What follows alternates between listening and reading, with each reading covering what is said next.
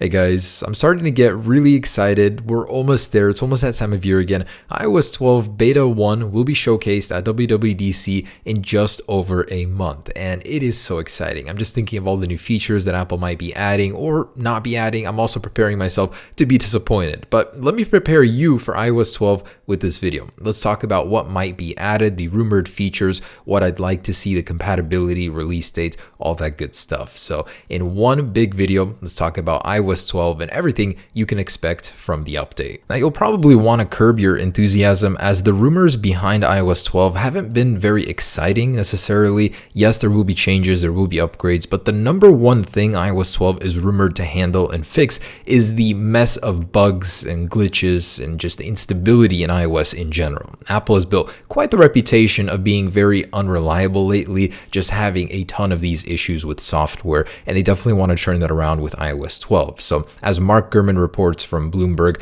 Apple's main priority with iOS 12 is to make it more stable in day-to-day usage, fix all of the bugs and crashes, and prioritize that over new features. In fact, they'll be removing a lot of features they had planned for iOS 12 just to focus on the stability of iOS and make it more usable in day-to-day life. So definitely a great change, but with all of the resources that Apple has, do they really have to remove features in order to make this possible? I don't understand that part. And next is cross-platform apps. This one will give you the ability to use iPhone apps on the Mac or the iPad, resuming your progress between them. Each one will have a very similar interface that can be used via mouse or touch input. And this is rumored to be one of the biggest features in iOS 12. And of course, in order to make this happen, Apple will have to introduce several applications to Mac OS that are basically iPhone apps on Mac OS. And the first one that's rumored to happen is the home application. So you'll be able to automate several things from your home using that on your computer. And the next rumored feature in iOS 12 is improved augmented reality. So in iOS 11, when Apple introduced this feature, they said that they're going to be focusing on it. A lot of people expected that Apple would add augmented reality features to iOS 11, but really Apple's just completely abandoned it. In iOS 11.3, they are making it smarter with ARKit 1.5, but they're not really using it in their own OS version. In iOS 12, it's expected that multiplayer augmented reality will become a thing, so you'll be able to do stuff like this or other games with other users. And in iOS 12, Apple will be making improvements to Animojis. It's expected that all three new iPhones coming later this year will have Face ID and in turn be compatible with this feature, so Apple definitely wants to expand upon it with new Animojis. Already in iOS 11.3, Apple added 4 more, but in iOS 12, it's expected that there will be even more Animojis. And it's expected that with the improved augmented reality, there will be even more facial expressions you can express via these Animojis, but also it has been rumored that the entire interface where you'll be able to select your Animojis will change as well. So it's a little complicated right now, a little dense, so Apple's going to want to simplify that in the menus of iMessage. Now personally, I don't use Animojis at all, but this is quite the popular feature. Believe it or not, a lot of people are enticed into the iPhone line just because Apple advertises these so well. But in any case,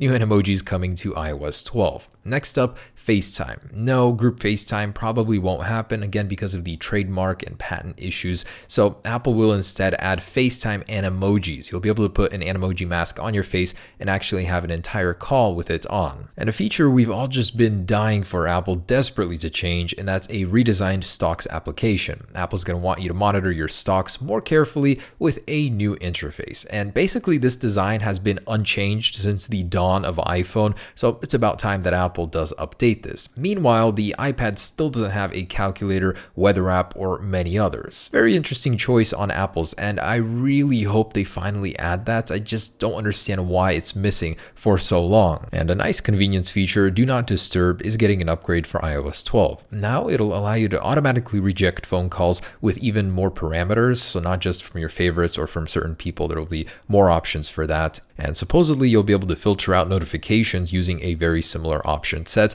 I wouldn't be surprised if there were more attentive features using Face ID as well. So if you're looking at the screen, it'll do certain things. If you're not, it won't. Basically that. Also, Siri is receiving some upgrades. No, she's probably not going to be smaller, but she will be smarter and she'll have deeper search integration. So within your Spotlight search or phone search, you'll basically have Siri options in there. And to be completely honest, my opinion of Siri is very low. She could use a lot of work. I almost never even use her just because Alexa is so much smarter and Siri has a lot to learn. So hopefully with iOS 12, Apple makes Siri a lot smarter, not just integrate it with search. And parents rejoice. More parental controls are coming to iOS 12. Mark Gurman is calling it a digital health tool where you'll be able to monitor how much time your child is spending on the phone and what they're doing. Basically, Apple is expanding the restrictions and giving more power to the parents. And Apple did release a public statement saying that this feature is coming to a future version of iOS. So next up on the iPad, a small detail, the Photos import is getting a redesign. So when you're on the go using the adapter to import photos into the iPad,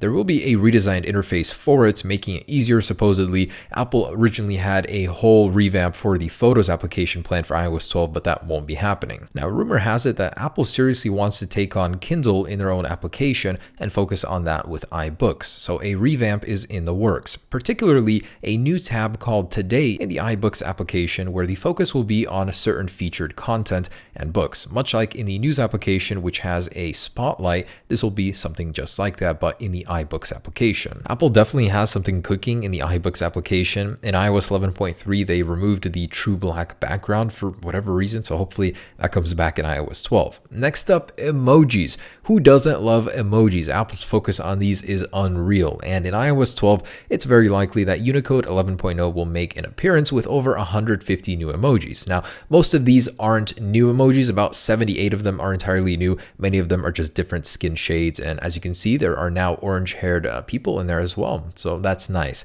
Emojis are certainly fun. I like getting new ones, being able to express myself more deeply on my Instagram posts with these. Anyways, next up, an update to emojis is that they might be reversible starting in iOS 12. You'll be able to face them both ways by holding down, long pressing on the emoji, much like you would change the skin tone. Now you'll be able to reverse them as well on certain types. And with every new version of iOS, a given is new wallpapers. They're always so crispy and good looking, so I'm really looking forward to seeing Apple's, but also they tend to remove old ones as well, which I don't understand. Just keep them, please. Now, it really sucks when you hear about what Apple had planned for iOS 12 that they pushed back to iOS 13, and that included a full redesign. So a redesigned home screen, new icons, stuff like that, basically a revamped interface. And that's what I've been wanting from iOS for the longest time. It seemed like ever since iOS 7, the design has pretty much stayed the same with minor changes here and there, adjustments to new features in new iPhones, but overall the look has remained. Also, there was a redesigned CarPlay interface. I personally don't use CarPlay, so I don't mind about this one, but that would have been nice for the people that did have it. There was an all-new Photos application, especially for iPads, big focus on that one. And iOS 12 had a huge focus on improving the iPad interface, making it more of a competitor to the Microsoft Surface. So Apple had planned multiple windows for a single app on the iPad and a tabbed view. So this would pretty much be like Finder on Mac OS. And in one app, you can split it up into two sections, split screen, but within the same app, so you could do a lot more. That way, there were new Apple Pencil features planned, unknown if this was for the second version, but a lot of changes that aren't going to be making it to the final version. So it's a shame that iOS 12 will be watered down, so to speak, but if I were to ask Apple to include 5 features, I would ask them to make the Control Center easier to access on the iPhone X, to include the in-camera controls for changing your settings, such as resolution or even frames per second, as going to settings just isn't fun every single time I want to change one of those. And I'd like Apple to utilize the organic LED display. They're just not doing much with it right now. They could do so much more. Of course, a dark mode, the dots concept on the lock screen for notifications, stuff like that. The ability to swipe up on apps in the app switcher, and of course, a dark mode is a given. I mean, I don't know how many times we have to ask Apple for that before we get it. So iOS 12 won't be too feature rich, but it will make your experience so much better. When can we expect to install this goodiness on our device? iOS 12 is expected to follow the typical release schedule. So at the WWDC Worldwide Developers Conference, Apple demos this new software, and then on that day, they drop a beta version of it. The beta, I would not recommend you install it, but if you'd want to, you can install it on June 4th, the day of this event. So I'll be showing you guys how to do that then, but typically I don't recommend you do it just because it's unstable. Even though iOS 12 should fix the bugs, it'll have plenty at launch. And I'd like to remind you that typically between the first beta and the actual launch, features get cycled in and out, so things are prone to change. Just because it's one way on the first beta doesn't mean it'll be like that on the final release. And moving on to device compatibility, Apple is doing something very special with this year. Supposedly, Apple will be supporting some very old devices on iOS 12 in order to rectify all of their mistakes with iOS 11. Now, while not not officially confirmed, my guess is that the devices running iOS 11 right now will also be able to run iOS 12, most of them anyways.